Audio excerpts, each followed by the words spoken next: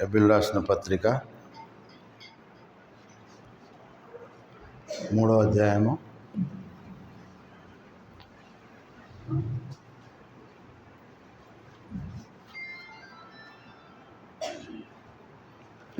1 నుంచి 7వ వచనం వరకు మనము మార్చి చదువుకుందాం. అపోస్తలుడైన పౌలు హెబ్రీయులకు రాసిన 3వ పత్రిక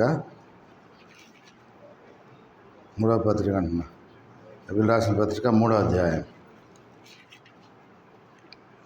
1 నుంచి 7వ వచనం వరకు మనము మార్చి చదువుకుందాము. చివరి 7వ వచనము 6వ వచనము అందరం కలిసి చదువుకుందాం. 1 నుంచి 6 వరకు చదువుకుందాము. చివరి 6వ వచనము అందరం కలిసి చదువుకుందాం. ఇందువలన పరలోక సంబంధమైన పిలుపులో పాలు పొందిన పరిశుద్ధ సహోదరులారా, మనం ఒప్పుకున్న దానికి అపోస్తలుడును ప్రధాన యాజకుడినైన యేసు మీద లక్ష్యముంచుడి.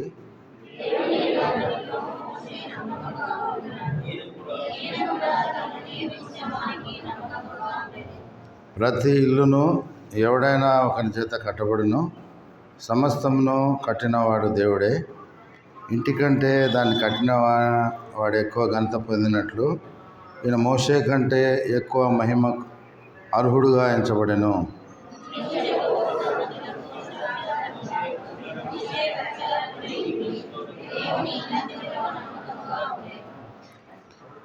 అయితే క్రీస్తు కుమారుడయ్యుండి ఆయన ఇంటి మీద నమ్మకముగా ఉన్నాడు.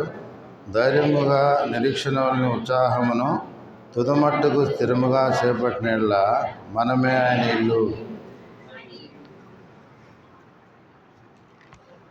ప్రార్థన చేసుకుందాం. మహాప్రేమ గల తండ్రి, దయగల గొప్ప దేవ, మీ దయగల నామం బట్టి వందనాలు తండ్రి. ఈ యొక్క విశ్రాంతి దినమున పరిశుద్ధ దినమున ఈ సమయం వరకు మీ మందిరంలో నేను మీ ప్రజలు మిమ్మల్ని కనపరిచిన వారు ఉంటున్నారు. నేను అందుకు నేను అనారోగ్యం అయితే తండ్రి, నేను ఎన్నిక లేని వారిని, నీచలేని వారిని ప్రేమించిన దేవుడు, నన్ను లేయాన్ని జ్ఞాపకం చేసుకున్న దేవుడు, ధృవీకారం పొందిన వారిని, నేను లోకంలో అలాంటి వారిని మేము కూడా మీ ప్రేమ, మీ దయ, మీ దీర్ఘశాంతము, మా పాపము మాకు లక్ష్యం చేయక తండ్రి, మేము ఒప్పుకున్నప్పుడు మా పాపములను కడిగిన దేవుడు, మిమ్మల్ని స్తుతించడానికి మమ్మల్ని ఏర్పాటు చేసుకున్న దేవుడు, ఆ విధానంలో స్తుతించిన కృతజ్ఞతాస్తుతులు చేసిన ప్రతి వారిని బట్టి వందనాలు. ఇదిగో మధ్యాహ్న కాల సమయంలో బలవర్తమానంలో ఎన్నికలేని నన్ను అర్హత లేని నాకు ఇచ్చిన ఈ అవకాశాన్ని బట్టి వందనాలు. మీ ప్రజలు సంఘం మీది ప్రజలు మీ వారు మీరు ప్రజలతో మాట్లాడుతారండి. నన్ను యోగ్యమైన మాటలు మీరు అనుగ్రహించండి. అయోగ్యమైన ఏది కూడా నా నోట్లో రానికుండా నన్ను కట్టడి చేయండి. మీ ఆత్మ ఎంతో విలువైన తండ్రి, ఆత్మ నాలో ఉంచినారు. ఇచ్చిన రక్షణ బట్టి వందనాలు చెల్లిస్తూ మరోసారి మీ సాయం కోరుకుంటూ అంత మాత్రమే కాదు, ఇక్కడ కూర్చున్న వాళ్ళలో ఎవరిలో తండ్రి ఎవరికంటే కూడా నేను ఏమాత్రము గొప్పవాడిని కాదు, అందరికంటే తక్కువవాడిని. నేను మీ ప్రేమ, మీ దయ, మీ దీర్ఘశాంతం నా మీద ఉంచి మీ కృపలో జ్ఞాపకం చేసుకునే విధంగా మీ పరిచయలు వాటిని వందనాలు చెల్లిస్తూ నేను తగ్గించుకుని మీ నామం నుంచి మీ సాయం కోరుకుంటూ యేసుక్రీస్తు ప్రభువారి నామంలో ప్రార్థించి స్తుతించడి వేడుకుంటున్నాను తండ్రి. ఆమేన్. ఇక్కడ పౌలు మోషే ప్రస్తావన మనం వారం కూడా సంఖ్యాకాండము ఆ ధ్యానాల్లో కూడా ఎంతో స్పష్టంగా దేవుడు మనతో మాట్లాడుతూ వస్తున్నాడు. దేవుడు తన ప్రజలు ఎలాగ ఉండాలంటే దేవునికి మహిమ తెచ్చేవారుగా ఉండాలి. దేవుని ప్రజలు ఏంటంటే మన ద్వారా దేవుడు మహిమపరచబడాలి. అందుకనే నమ్మకమైన మనిషి మోషేను ప్రస్తావిస్తూ ఇద్దరు మనుషులు కనపడుతున్నారు ఇక్కడ.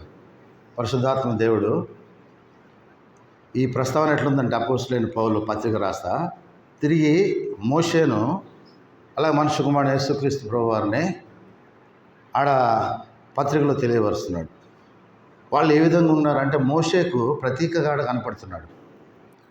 చూడండి, ఒక మనుషుడే కానీ ఎంత దేవునితో పోల్చినాడు అంటే దేవునికి ఉన్న లక్షణాలు అతను ఉన్నాయి కాబట్టి అంతగా ఆ వ్యక్తి కనపరచబడుతున్నాడు. మోషే విషయంలోనే కాదు పిల్లల, మన విషయంలో కూడా దేవుడు మనలను ఘనత ఘనతకి ఎక్కించడానికి, మనల్ని కూడా ఘనపరచడానికి, మనల్ని కూడా అందుకని సుగంధం మంచి పేరు ఎట్లా వస్తుందంటే, మోషేకి ఎందుకు వచ్చింది ఇంత మంచి పేరు? నమ్మకంగా ఉన్నాడు కాబట్టి కదా. మోషే ఎంత కృతజ్ఞత జీవితం, సామాన్యమైన జీవితము జీవించి నమ్మకంగా ఉన్నాడు కాబట్టి ఆయన రాస్తున్నప్పుడు ఈ చదువుతుంటే ఎంతో విచిత్రం అనిపిస్తుంది. ప్రధాన చేయకుండా యేసు మీద లక్ష్యం ఉంచుడి, మొదటి వచ్చిన అంటాడు. తర్వాత దేవుని ఇల్లంతటిలో మోసే నమ్మకం ఉండినట్లు ఈయన కూడా తాను నియమించిన వానికి మోసే ఉండినట్లు ఈయన కూడా అంట. చూడు, ఎవరు ఆయన? ఈయన ఎవరు? యేసుక్రీస్తు ప్రభువారు. చూడండి, మోసే ఉన్నట్టు ఎందుకు మోసే అంత నమ్మకంగా ఉన్నాడు? ఇంకా ఎక్కడ అసలు అతని జీవితంలో అపనమ్మకము? మోసే ఉండినట్లు ఈయన కూడా. పౌలుకు అంత మరణం చూడండి, ఎంత గ్రహించినాడో ఆ భక్తుని గురించి. అందుకని ఇవన్నీ రాసుకుంటూ వస్తూ ఆలోచనలు అంటాడు, అయితే క్రీస్తు కుమారుడై ఉండి ఆయన ఇంటి మీద నమ్మకముగా ఉన్నాడు.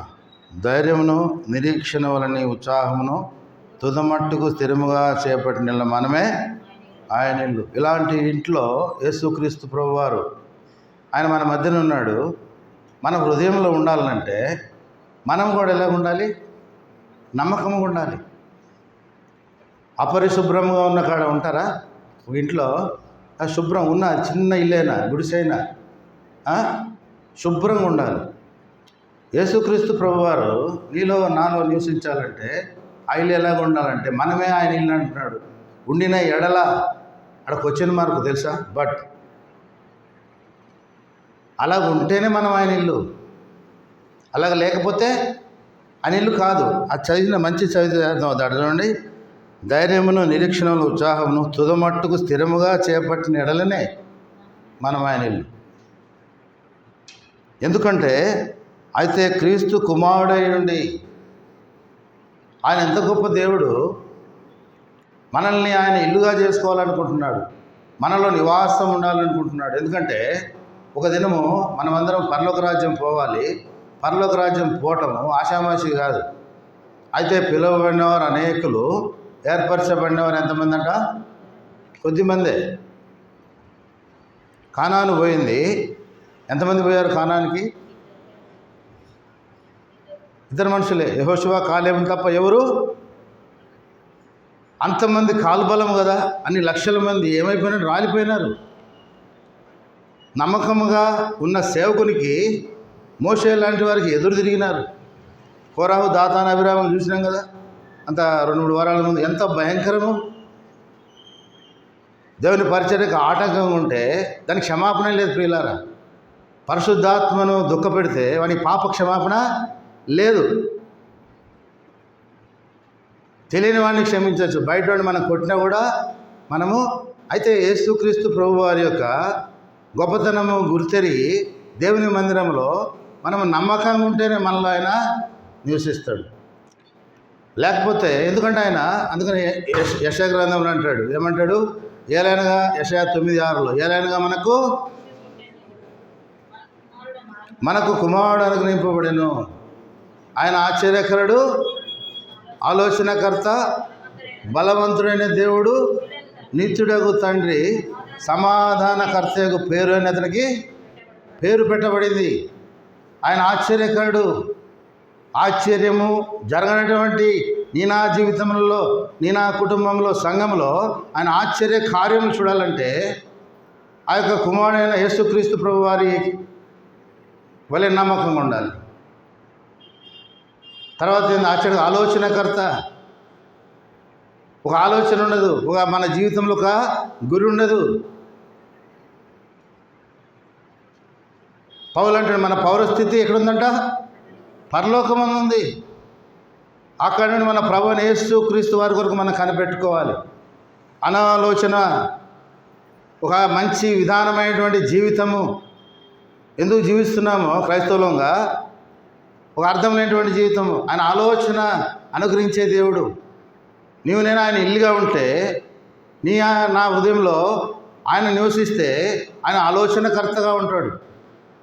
మధ్యాహ్న కాల సమయంలో ప్రియులారా దేవుని గొప్పతనం గుర్తెరగాలి. ఏలైనా మనకు శిశువు కుమారుడు అనుగ్రహించబడినాడు. అదే కుమారుని గురించి ఇక్కడ పౌలు రాస్తున్నాడు. ఆ కుమారుడు ఎలాంటి వాడంటే ఆశ్చర్యకరుడు, ఆలోచనకర్త, బలవంతుడైన దేవుడు. శరీర సంబంధమైన బలము కాదు ఇది. ఆత్మీయంగా బలము కలిగి ఉన్నావా? శత్రువు ఓడించడానికి చాలామంది అంటారు సాతాను నన్ను ఇబ్బంది పెడుతుంది. ఎట్లా పెడుతుంది? బలం లేదు. యేసుక్రీస్తు ప్రభువారు ఆత్మను పొందిన నేను ఒక వాట్సాప్లో క్రైస్తవులు నిజంగా దేవుని సేవకులు కూడా ఎంత అనాలోచితంగా ఉన్నారంటే దేవుని యొక్క వాక్యము బైబిల్ గ్రంథం వారి హృదయంలో లేదు. దేవుని ఆత్మ పొందడం ఎలా? రక్షింపబడిన వారని రాస్తున్నాడు. నేను అనుకుని ఇంత వివేకము వీళ్ళు. దేవుని ఆత్మ ఏనాడైతే బాప్తిసం తీసుకున్నామో యేసుక్రీస్తు ప్రభువారిని మన సొంత రక్షకుడుగా మనం అంగీకరించినామో ఆ పరిశుద్ధాత్మ దేవుడు నీలో నాలో ఉన్నాడు. ఆయన ఆత్మ మనకు అనుగ్రహించినాడు. ఈ భూమి మీద యేసుక్రీస్తు ప్రభువారు ఆత్మను పంపినాడు. మరి అది వెనక్కి పోలేదు. ఆత్మ మనతోనే ఉంది, నీలో నాలో ఉంది. అయితే పాపం చేసినప్పుడు ఆత్మ మనల్ని బాధపడుతుంది. అది పరిశుద్ధాత్మ దేవుడు బాధపడతాడు. మనము చచ్చేంత వరకు గుర్తుపెట్టుకోండి. ఆత్మ అట్లనే ఉంటుంది హృదయంలో, నీ నాలో ఉంటుంది. నమ్మకం ఉన్నామా, అపనమ్మకం ఉన్నామా, ఒక ఆలోచన కలిగి ఉన్నామా, బలము లేక లోకాన్ని ఆధారం చేసుకుని బలవంతుడైన దేవుడు విసర్జించినామా? అందుకనే తిమోతి రాసిన పత్రికలు అంటాడు, 3 తిమోతి 3 అనుకుంటా, వాత వేయబడిన మనస్సాక్షి. మనస్సాక్షి ఏంటంటే వాత వేయటం అంటే తెలుసు కదా. ఎప్పటికి కొడుతుంటే చేతులు కాయలు కాస్తాయి. కొత్తగా పనిచేసే వాళ్ళకి ఏమి చెప్తే మొన్న అక్కళ్ళు పనిచేశారు, సభలు పార్లు పట్టుకొని చేతులన్నీ బొబ్బలు వచ్చి ఉంటాయి. ఎప్పటి పనిచేసేవాడికి ఎట్లుంటే కాయలు కాస్తుంటాయి. ఇంకా చెప్పాలంటే ఒక వాత పడింది అనుకోండి ఒక చోట, ఎన్నిసార్లు పెట్టినా కూడా కొన్నిసార్లు కొంచెం నొప్పి అనిపిస్తుంది. తర్వాత ఇంకా నవ్వేదు. నీలో నాలో మనస్సాక్షి కూడా అంతే. మన పరిశుద్ధాత్మ దుఃఖపడుతుంది. పరిశుద్ధాత్మ పొందడం ఎలా అంటున్నాడు. ఇంకెక్కడికెళ్ళి పొందుతావు? ఎన్నిసార్లు పొందుతావు?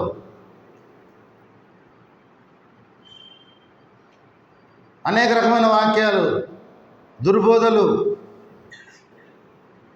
ఈ కుమారుడు బలమైన దేవుడు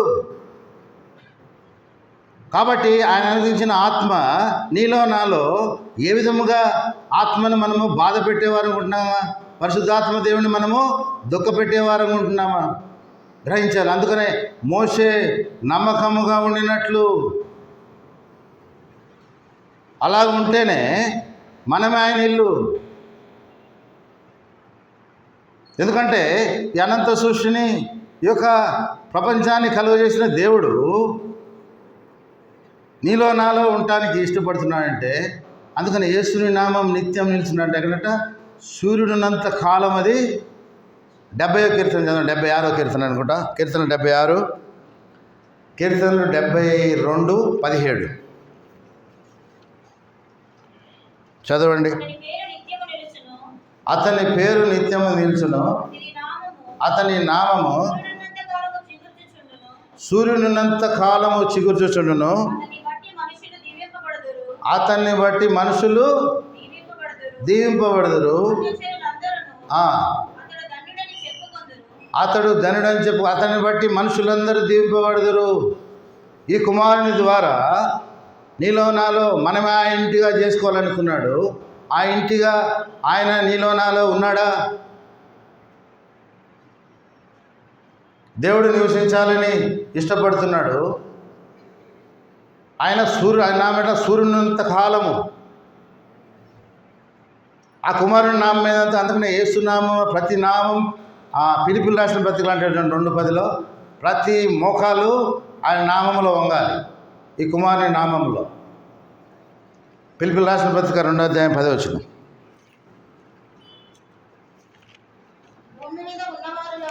భూమి మీద ఉన్నవారిలో కానీ భూమి క్రింద ఉన్నవారిలో కానీ ప్రతి వాని మోకాలు యేసు నామమున వంగునట్లును ప్రతి వాని నాలుక తండ్రి అయిన దేవుని మహిమార్థమై యేసుక్రీస్తు ప్రభువును ఒప్పుకున్నట్లును దేవుడు ఆయనను అధికముగా హెచ్చించి ప్రతి నామమునకు పైనామం ఆయనకు అనుగ్రహించను. ఈ కుమారుడు నీలో నాలో మనల్ని ఆయన ఇంటిగా చేసుకోవాలనుకుంటున్నాడు. ఈ కుమారుని నామం ఏంటంటే అన్ని నామముల కంటే హెచ్చైన నామం. అంత గొప్ప దేవుడు మనలో ఉండాలని, మనతో ఉండాలని, మనం పరిశుద్ధంగా జీవించాలని ఇష్టపడుతున్నాడు.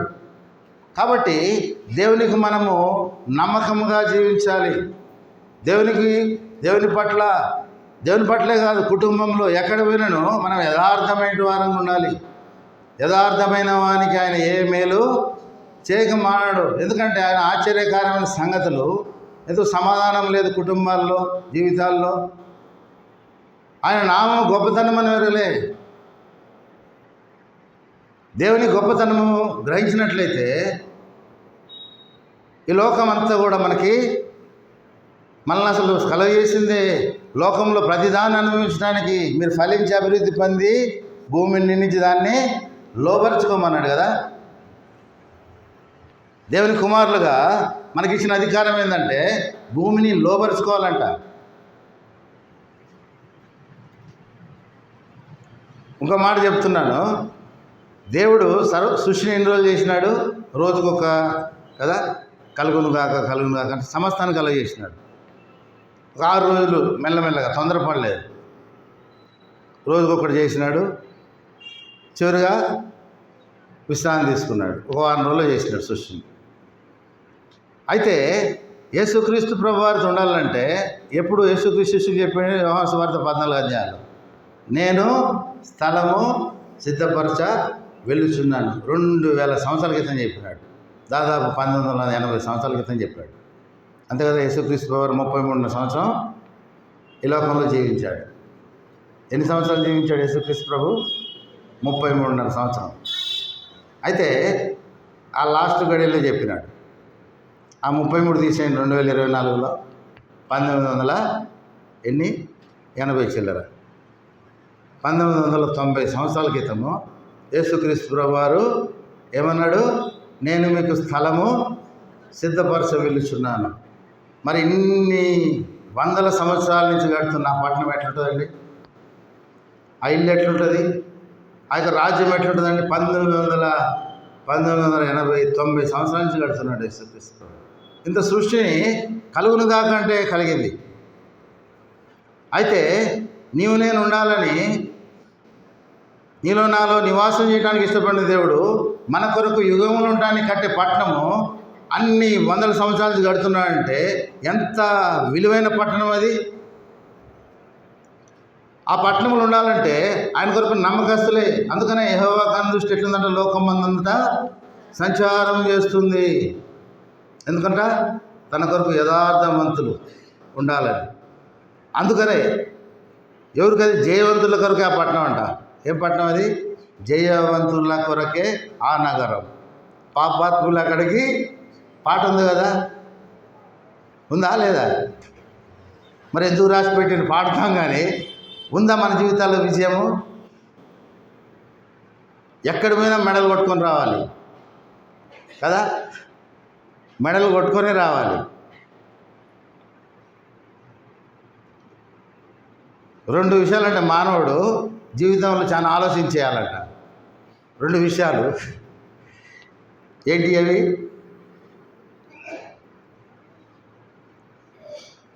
చూడు అని ఉంటుంది లాస్ట్కి. నేను ఫిల్ ఇన్ ద బ్లాంక్ చెప్తున్నా. 2 విషయాలు జాగ్రత్తగా చేయాలంట భూలోకంలో. లేకుంటే అటు పని బస్ స్టాండేనంట. ఎప్పటికి బస్సు గురించి ఎదురు చూసే బస్సు రాదు. 2 విషయాల్లో మానవుడు చాలా ఖచ్చితంగా ఆలోచించాలంట, చాలా వివేకం కలిగి ఆలోచించాలంట. చెప్పండి.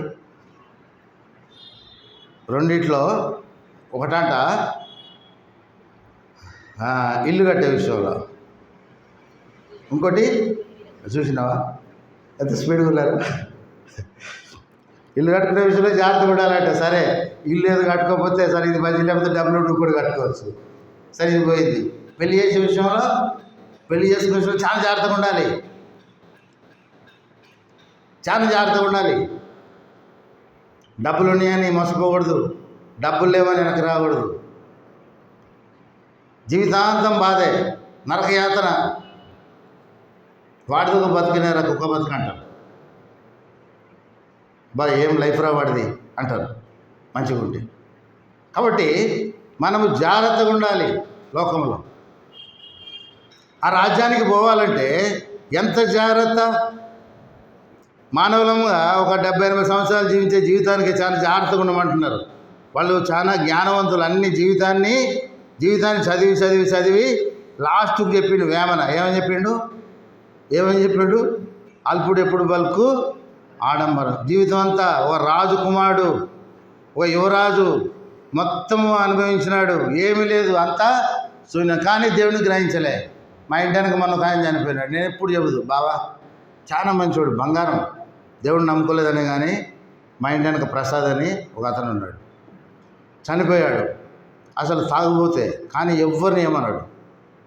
కొంతమంది తాగుతారు మనుషులను తిట్టాలి.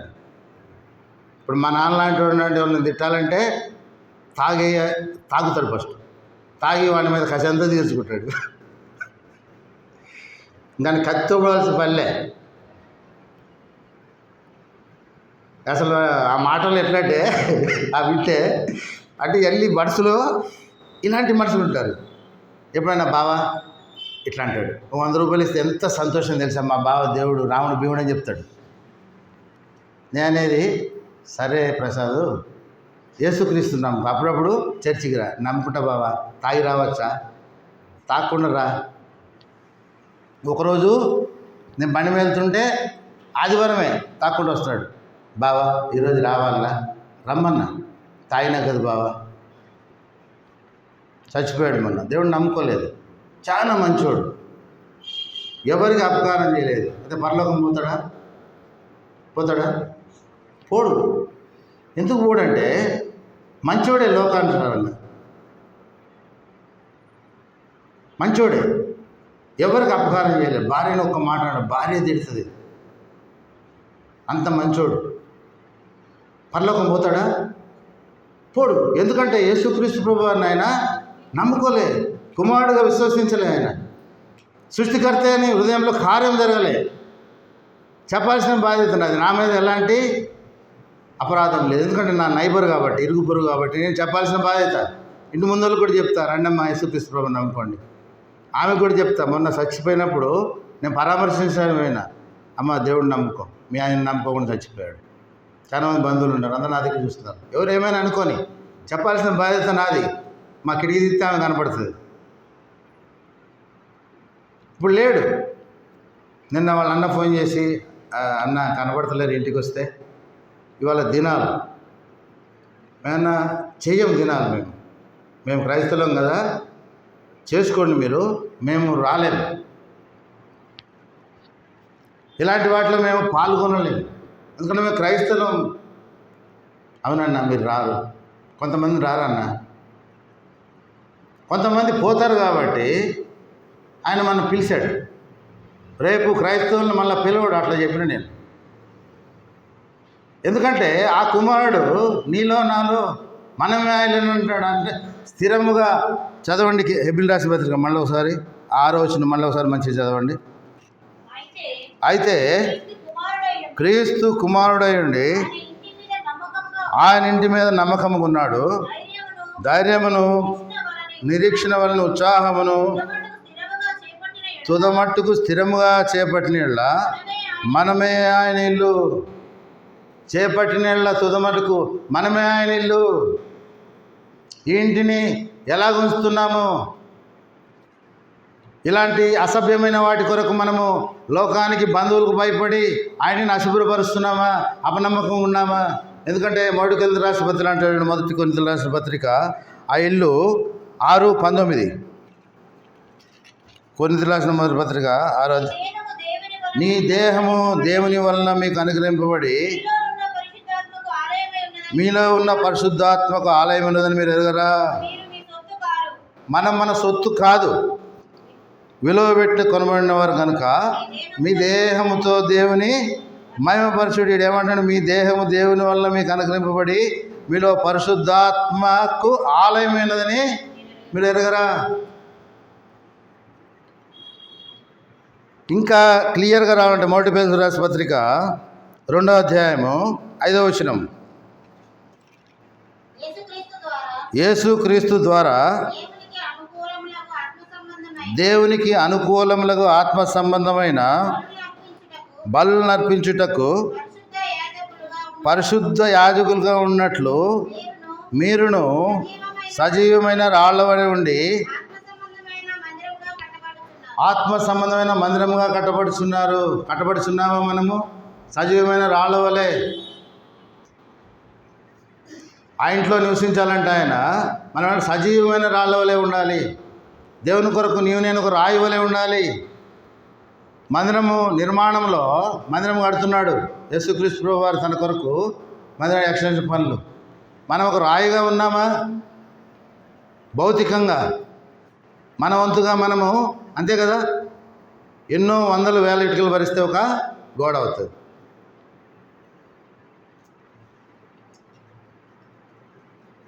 దానికంటే ముఖ్యము నువ్వు ఆత్మ సంబంధమైన మందిరంగా కట్టబడుచున్నామా?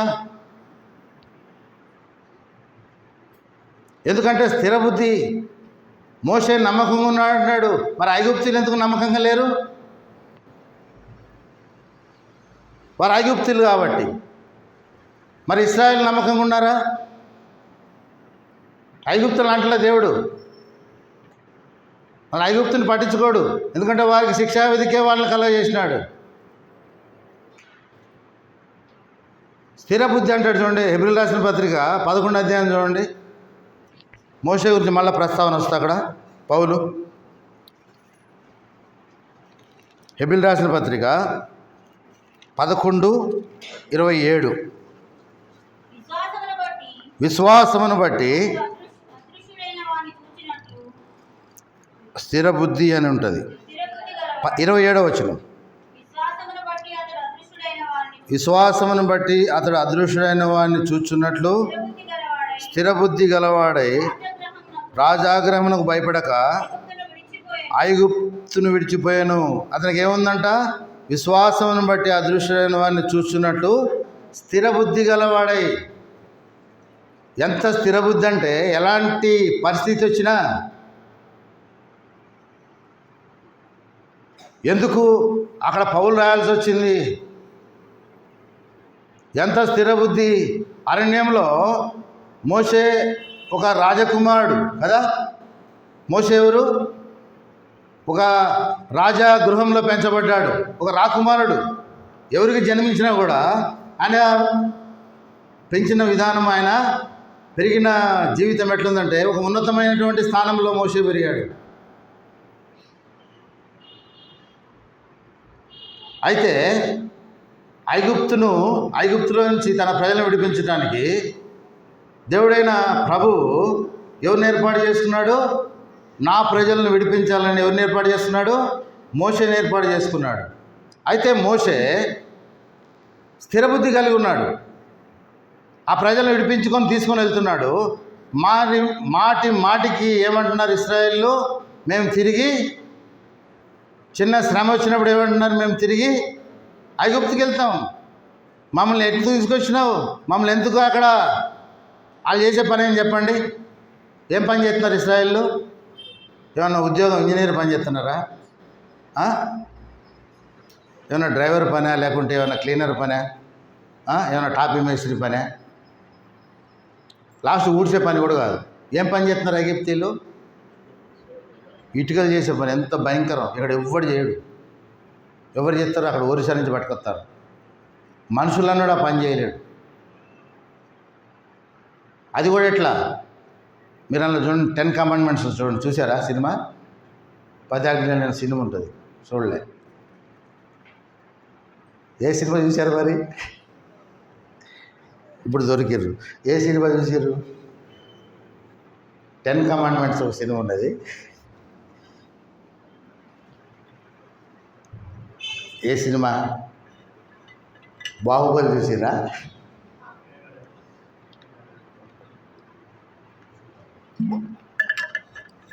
ఆయన ఒక ఆయన చెప్తాడు, సాయి అన్న అంటే ఆయన ఒక పాస్టర్ గట్ట బాహుబలి సినిమా చూడాలి బుద్ధి పెట్టిందట. ఇన్ని వేల కోట్లు పెట్టి తీసిడు కదా, చూసినావా? చూసిరా? అయితే ఎవరు చూడొద్దని ఎలిమెంట్ పెట్టుకున్నాడట. ఎవరు చూడొద్దని ఎలిమెంట్ పెట్టుకొని సేవకుడు పోయినాడట. పోయి మంచిగా కూర్చున్నాడు. ఎక్కడ కూర్చున్నాడు? బస్ స్టాండ్లో కూర్చుంటాడా? సినిమాలో కూర్చున్నాడు. పోయి సినిమాలో కూర్చుంటే చర్చిలో విశ్వాసులందరూ కూడా, అయితే దాంట్లో ఒక సీన్ వచ్చిందంట. సీన్ వస్తే ఏం చేసిందంటే ఇంక ఆగలేకపోయాడు. సీన్ వస్తే వేరే ఫెలోషిప్లో ఏముంటుంది, హల్లెలూయా అంటాడు. చిన్న ఏదైనా వచ్చిన సందర్భం పాప వీడికి ఆగలే. ఈ పాస్టర్ ఏం చేశాడంటే హల్లెలూయా అంట. ఈడ హల్లెలూయా అంటే కింద కూర్చున్న ఆమెను అంటుంటారు. ఇక సంగవత ఆమెను అంటాడు. సినిమాలో మొత్తం వీళ్ళేనట. వీళ్ళు ఎవరు చూడతారు, వీళ్ళు పుసుకులు కప్పుకొని పోయారట విశ్వాసులు. ఆయన హల్లెలూయా డైలాగులు తట్టుకోలేక హల్లెలూయా అన్నాడట. Amen amen amen. ఎంత ఘోరం! ఆయన ఇది జరగలేదు కానీ ఆయన ఊహ అట్లుంది. ఇది జరిగిన సందర్భం కాదు. కానీ దేవుని నమ్ముకున్న ప్రజలు ఇలాంటి పరిస్థితిలో ఉన్నారు.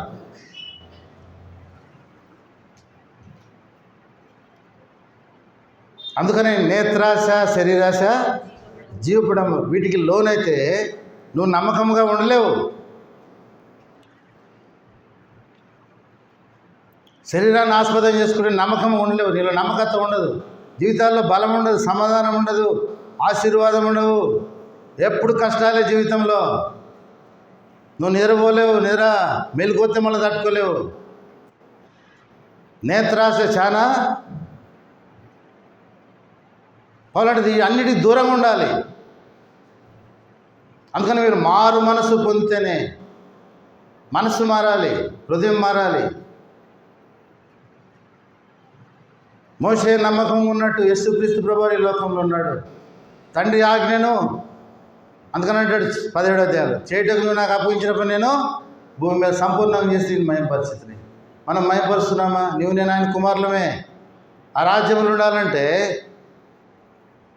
మనము ఆయన కుమారులుగా చేసుకున్నాడు.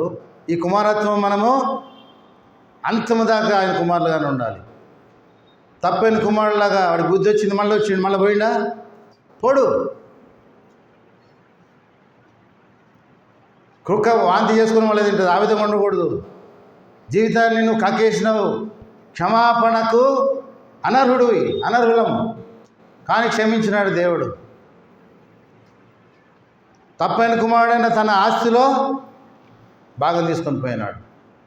మనకు కాని వాటిని కోరుకుంటాము. స్థిరం లేదు. ఏడమన్నా ఎవరు ఇశ్రాయేలు చేసేది ఏం పని? కఠినమైన పని. ఐగుప్తులో వాళ్ళ మూలుగులు విన్నాడు, వాడి మొర. తన ప్రజలను విడిపించాలని మోషేని ఏర్పాటు చేసుకున్నాడు. రాజగృహంలో నుంచి తీసుకున్నాడు. ఎంత పౌరుషం మోషే కంటే దేవుని కొరకు ఒక ఐగుప్తిని చంపేసి తన మామ దగ్గర పోయినాడు. క్రీస్తు విషయమైన నింద గొప్ప భాగ్యం ఎంచుకున్నాడు. దేవుని కొరకు, దేవుని విషయంలో మాట పడేవాడు కాదు. ఆయన మీద మాట పడితే దేవుడు ఊరుకోడు. ఏం చేసిన కోరావని ఏం చేసిన ప్రాణంతోనే మింగి అంత నమ్మకస్తుడు ఆయన. అట్లుంటే నీ నా మీద ఎవరన్నా ఏమైనా చేయగలుగుతారా? దేవుని హస్తము, యెహోవా హస్తము మనకు తోడుగా ఉండని ఎడల వాళ్ళు నన్ను ప్రాణంతోనే మింగివేసిందంటాడు భక్తుడు. దావీదు అంటాడు. అది ఎక్కడ? కీర్తన, నువ్వు నాకు తోడైన ఎడల వారు నన్ను ప్రాణంతోనే మింగివేసింది అంటారు. కీర్తనలు ఎంత? ఎంతన్నా 124 కీర్తన చదవండి. యెహోవా మనకు తోడైనని యెడల వారు మనలను ప్రాణంతోనే మింగివేస్తుంది. పిల్లరా, తోడై ఉండని యెడల ప్రాణం కాదు, అసలు ఏముండదు. జీవితం మొత్తము నష్టమే, కరువే, ఆశీర్వాదం ఉండదు. అదే ఐగుప్తీయులు స్థిరబుద్ధి లేదు. మోషేని ఎందుకు ప్రస్తావిస్తున్నాడు? సంఖ్యాకాండంలో కూడా 12:7 మోషే నా ఇల్లంతటిలో నమ్మకమైన వాడు. ఎంత నమ్మకము మనము వర్ణించలేము. ఎంత నమ్మకస్తుడో మనం వివరించలేము. యేసుక్రీస్తు ప్రభువారిలాగా నమ్మకస్తుడు. అందుకని పౌలు అంటాడు, క్రీస్తు స్వారూప్యము మీ యందు ఏర్పడే వరకు ఏం కలుగుతుంది నాకు? ప్రసవ వేదన. దేవునిలాగా, పౌలులాగా, మోషేలాగా మనం ఉండాలని ఉండని వారి గురించి చూసి ఆయన ప్రసవ వేదన పడుతున్నాడు పౌలు. అందుకనే దావీదు అంటాడు, నిన్ను గురించిన ఆసక్తి ఏంటంటే నన్ను భక్షించుతున్నది.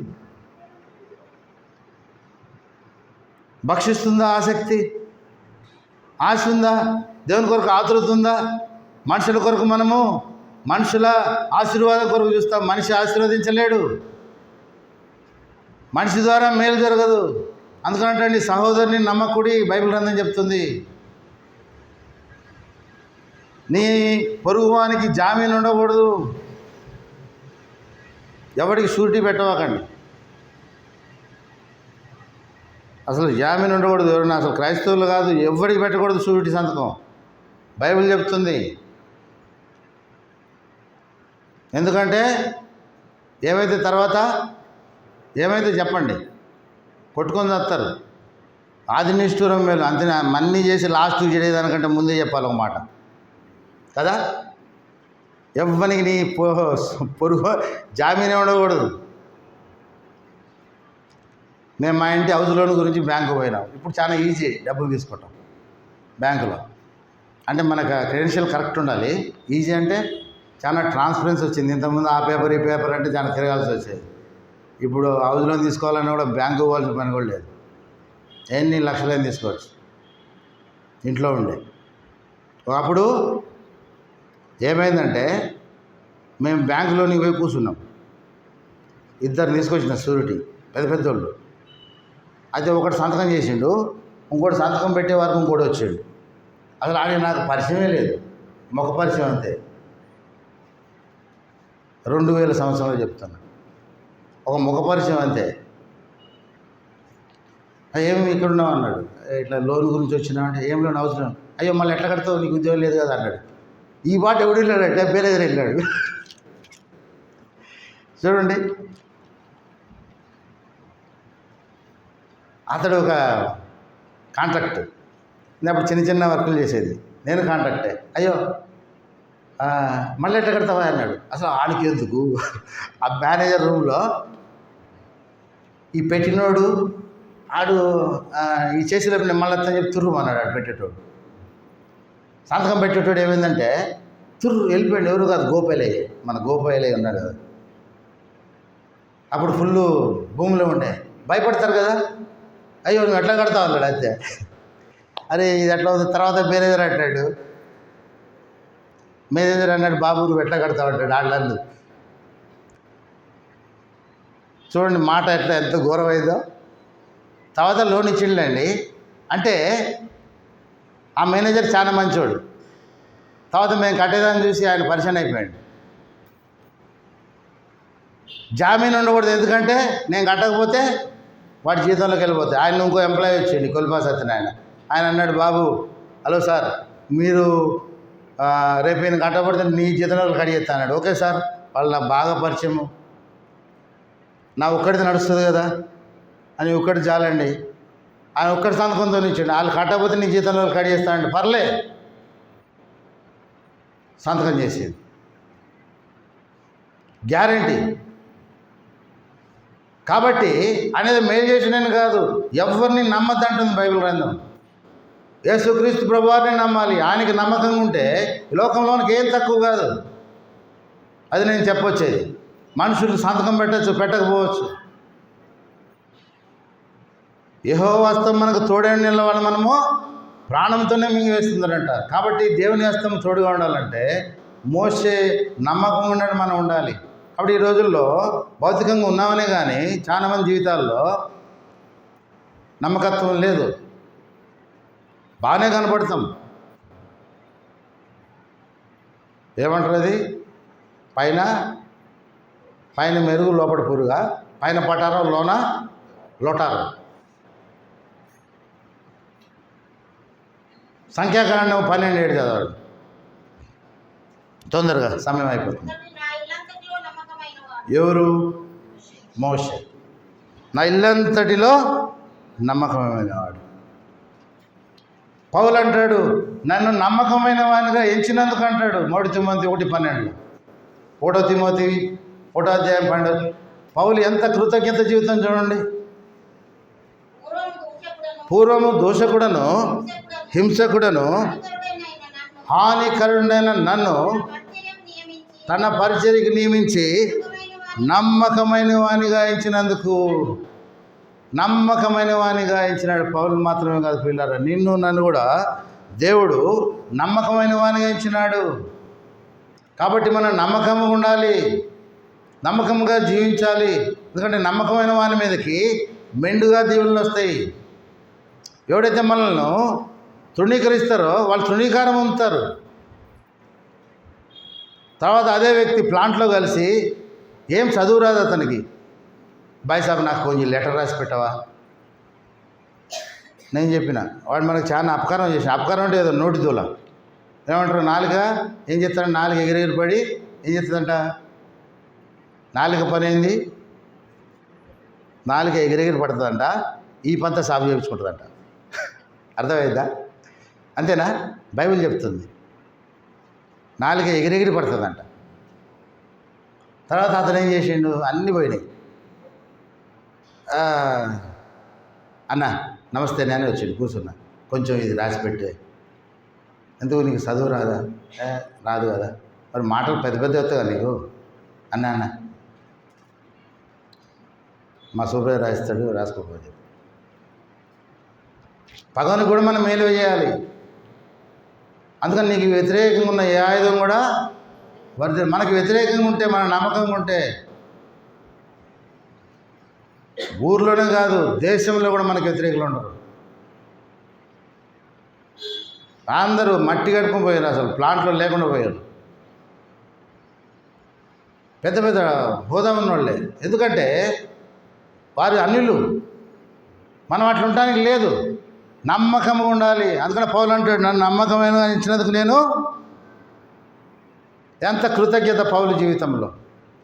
కొరింథీ రాసిన మొదటి పత్రిక 4:7 వచ్చి చూడండి. 4:2 1 కొరింథీ. మరియు గృహ నివారకుల ప్రతివాడును నమ్మకమైన వాడంట అవశ్యము. దేవుని పని విషయంలో నిజంగా ఏదైనా లెక్కలు రాస్తాడు. మాకు కొన్ని మర్చిపోయినా పర్లేదు, అంత జాగ్రత్తగా బ్యాలెన్స్గా ఉంటాం. ఎందుకంటే దేవుడు చూస్తాడు, మిమ్మల్ని ఎవరు, మీరెవరు మమ్మల్ని లెక్క అడగకపోవచ్చు. ప్రతి రూపాయికి మేము లెక్క చెప్పాలి. ఎందుకంటే బాధ్యతలు ఇచ్చినప్పుడు దాన్ని సక్రమంగా నిర్వర్తించాలి. ఎక్కడ కూడా అది అవశ్యం అంటున్నాడు. కాబట్టి మనకు మందిరంలో ఇచ్చిన ఏ పని కావచ్చు, నమ్మకంగా ఉండాలి. ఎంత మంచిగా చేయాలంటే పని అంత మంచిగా చేయాలి. మనస్సాక్షికి మనము ఎట్లుండాలి? చంపుకోకూడదు. కొన్ని ఎట్లుంటాయి అంటే అది చేసి చేయనట్టే, ఇష్టం లేకుండా చేసినట్టు కనపడుతుంది. అది నమ్మకత్వం కాదు. దేవుడు మన దగ్గర కోరేది అది స్థిరమైన బుద్ధి కాదు. అందుకనే ఆడ 11 ఏళ్ళు అంటున్నాడు ఎపిల్లో, అతడు స్థిర బుద్ధి గలవాడై రాజాజ్ఞకు లోబడక. ఎంత గొప్ప హోదాను విడిచిపెట్టుకొని తన ప్రజలను విడిపించడానికి. ఎలాంటి ప్రజలు అంటే వారు మాట్లాడితే ఐగుప్తు పోతాం.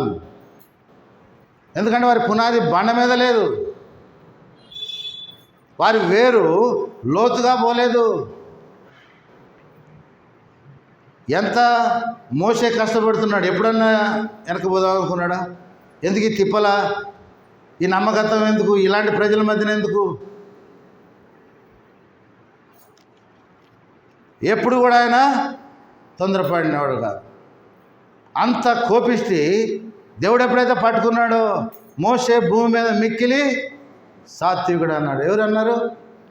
ఎవరన్నారు? యేసుక్రీస్తు ప్రభువారు. దాన్ని ఆయన దేవుడు అంటున్నాడు, అలాంటి వారే ఆయనకి ఇల్లు, అలాంటి వారి వలె నీవు నేను ఉండాలి. అది నా మోసే ఉన్నాడు కాబట్టి రాసి పెట్టినారు. ఈ నా గురించి ఏమైనా రాయగలరా? నమ్మకత్వం ఉందా? అవశ్యం అంటున్నాడు ఇక్కడ 4:2లో, ప్రతి వాడును నమ్మకమైంట అవశ్యము. స్థిరబుద్ధి లేకపోతే చాలా కష్టము. కష్టం వచ్చిందా, బ్యాక్ స్టెప్. మాటికి వారు పోగోరి అపోస్తుల కార్యంలో అంటాడు. అపోస్తుల కార్యంలో అన్నమాట 7:39. అపోస్తుల కార్యములు 7వ అధ్యాయము 30. మన పితరులు లోబడనులక త్రోసివేసి తమ హృదయములలో ఐగుప్తుకు పోగొరిన వారై, పోయిన దానికంటే ఎక్కువ పాపం అది హృదయంలో పాపం. అందుకంటే నా హృదయంలో పాపము లక్ష్యం ఉంచిన నా మనవి దేవుడు ఆలకించకుందునుగాక. ఆలకించడు. చేస్తా, ఈ విధంగా నేను ఆయన చేస్తున్నట్లు చేసినట్టే. ఒక స్త్రీని మోహపు చూపు చూసి తాగితే విచారణ చేసినట్టే. మంచి బుద్ధి ఉండాలి. మన మనస్సు దేవుని మీద కేంద్రీకృతమై ఉండాలి. మనస్సాక్షి ఎక్కడ కల్మషం దోచకూడదు. ఇది నమ్మకత్వము. చాలామంది స్త్రీలను అకారణంగా చాలా తప్పుడు చూపు చూస్తూ ఉంటారు.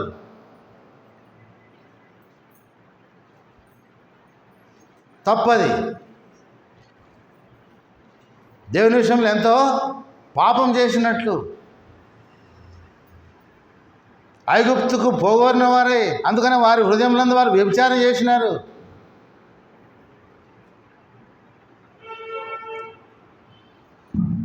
నూట 6లో అంటాడు మళ్ళా కీర్తనకారుడు కూడా.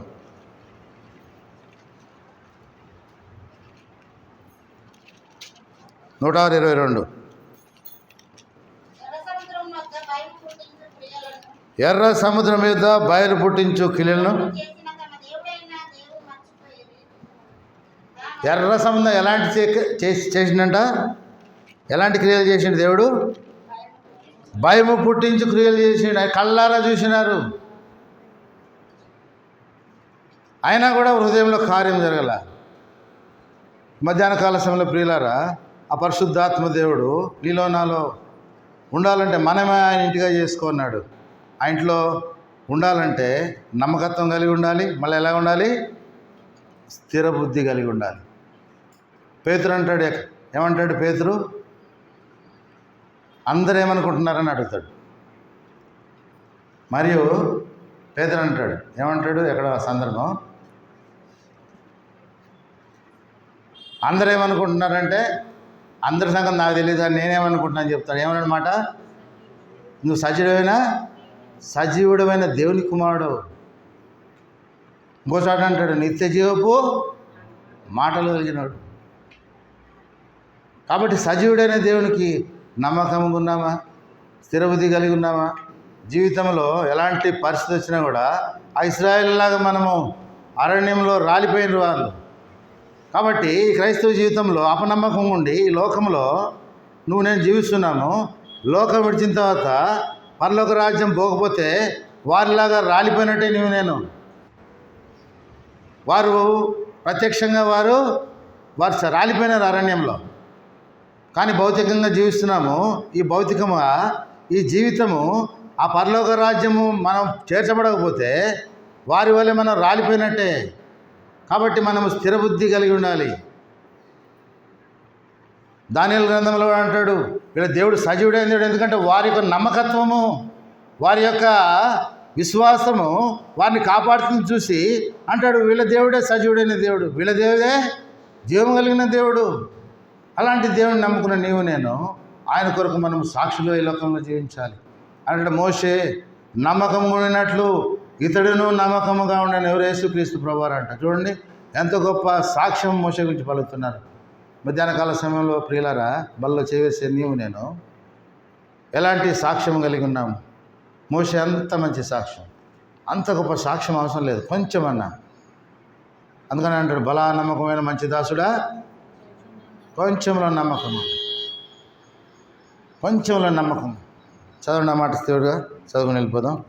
మత్తయి సువార్త అనుకుంటా, బలా నమ్మకమైన మంచి దాసుడా, ఈ కొంచెం వాటిలో నమ్మకంగా ఉన్నామంట. మత్తయి 25:11. అతని యజమానుడు బలా నమ్మకమైన మంచి దాసుడా. ఏమంటున్నాడు? బలా నమ్మకమైన మంచి దాసుడా, ఈ కొంచెం వాటిలో నమ్మకముగా ఉంటివి. చూసి కొంచెం వాటి మీద నమ్మకం ఉన్నాడు. మనం కొంచెం విశ్వాసం చూపిస్తే చాలు. ఆవుగింజంత నమ్మకత్వం, ఆవుగింజంత విశ్వాసం. బలా నమ్మకమైన మంచి దాసుడా, కొంచెం వాటిలో నువ్వు నమ్మకంగా ఉండవు. అనేకమైన పట్టణములు. అందుకనే నీవు నేను ఆయనకి ఇవ్వాల్సిన సమయం కరెక్ట్గా ఇస్తే, ఆయనకి ఇవ్వాల్సినవి నువ్వు నేను ఇస్తే కదా ఆకాశవాకులు విప్పుతాడంట. ఏ విప్పుతాడు? అదే మరి కొంచెం వాటిలో నమ్మకం ఇచ్చిన. అయ్యో 10,000 వస్తే నువ్వు 1,000 రూపాయలు నాకు ఇచ్చినావు, దశంభాగం అంతే కదా. అనేకమైన వాటికంటే నీ జీతం పెరగకపోవచ్చు, కానీ నీ కుటుంబము అనేకులకు ఆదర్శంగా ఉంటుంది. అందుకని బలా నమ్మకమైన మంచి దాసుడా. హిజ్కియా గురించి అంటాడు. హిజ్కియా అంట నమ్మకం ఉండే. 2వ దినవృత్తాంతమా చూడండి, 2వ దినవృత్తాంతంలో 31:20.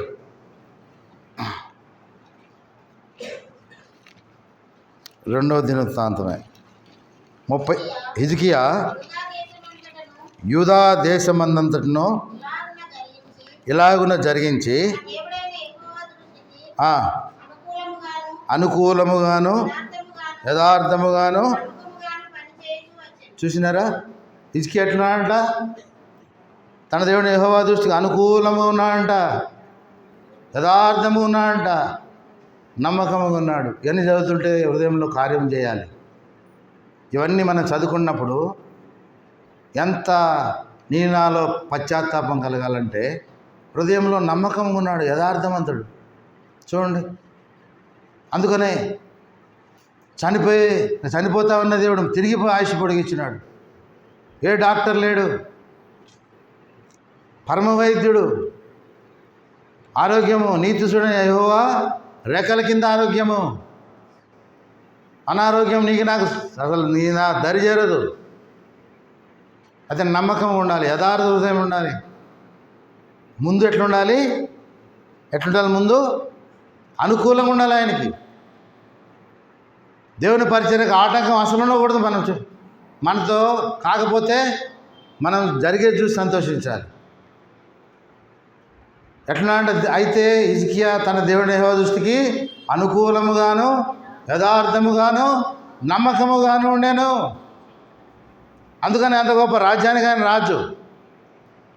అంత రాజు నమ్మకం ఉన్నప్పుడు మనకి ఏం కుదవా? సామాన్యమైన మనం ఎంత నమ్మకంగా ఉండాలి? మన జీవితంలో ఎన్నో కావాలి, ఎన్నో దేవుని ద్వారా మనం పొందాలనుకుంటున్నాము. అందుకనే కదా జీవించేది. దేనికి జీవించాలి చెప్పండి? మానవుడు దేనికి జీవించాలి? ఇదనే చెప్పండి. నేను చాలాసార్లు చెప్పిన, మనిషి దేని కొరకు బతకాలి చెప్పండి. అయిపోయింది, ఇక టైం అయిపోయింది. చెప్పండి. నేను చాలాసార్లు చెప్పిన, మనిషి బతకాలి దేనికి?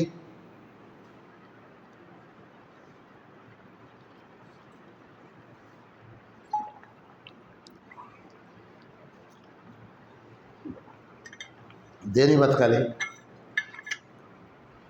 అయిపోయింది. నీళ్ళ బాటిలో దొరుకుతుంది చెప్పబోతుంది. మనిషి బతకాల్సింది దేని గురించి? కొట్లాడుతుందిగా? దేని గురించి బతకాలి? వద్ద బతుకుడు బతకద్దని చెప్పండి. పోగా అల్లింత పడేసేదలా అందరూ మనకు గ్లాస్ ఇచ్చేయి, అందరు సమాప్తం. దేని గురించి బతకాలి? దేని గురించి? అరే తినడానికి బతకాలండి. దేనికి బతకాలి? హిందీలో అంటాడు, అరే జీనే కే లియే జీనే కెళ్ళే ఖానా, ఖానే కెళ్ళే నై జీనా.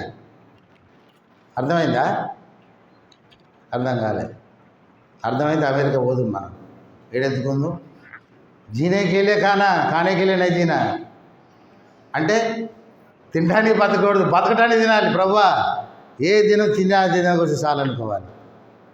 హిందీలో అందుకని హిందీ భాష మన నేషనల్ లాంగ్వేజ్ సూపర్, రాజ్యభాష హిందీ. అరే జీనేకెళ్ళి నై జానా, అరే కుత్తేకే జిందగీ అంటారు. అది కుక్క పోతుంది, నువ్వు పోతుంది. కుక్క ఎందుకు తినడానికి పోతుంది? అది ఆడ దొరికితాడు ఎన్నిసార్లు తింటుంది కుక్క.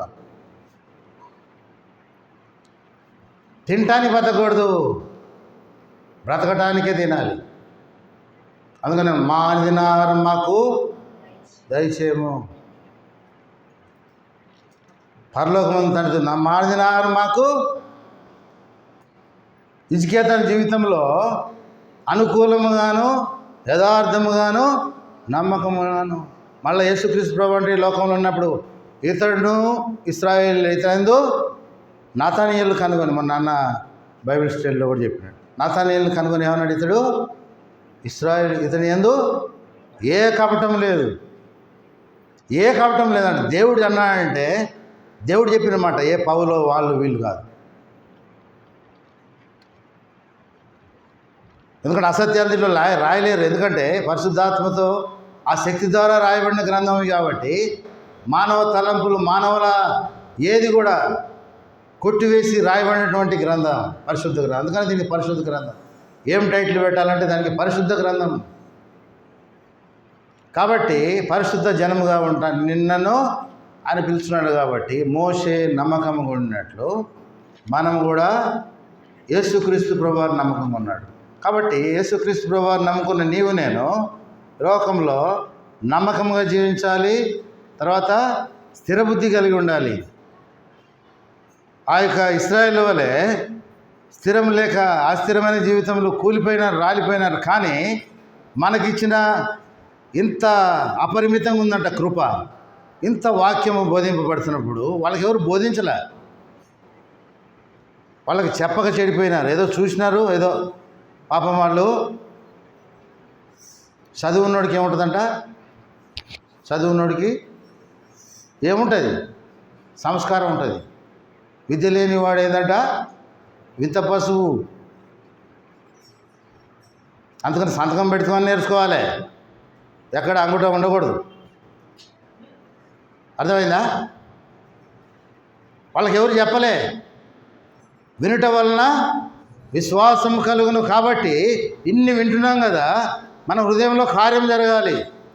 అస్థిరం అనేది ఉండకూడదు. స్థిరబుద్ధి కలిగి లోకంలో దేవుని కొరకు నమ్మకంగా జీవించాలి. ఆయనకు అనుకూలంగా ఉండాలి.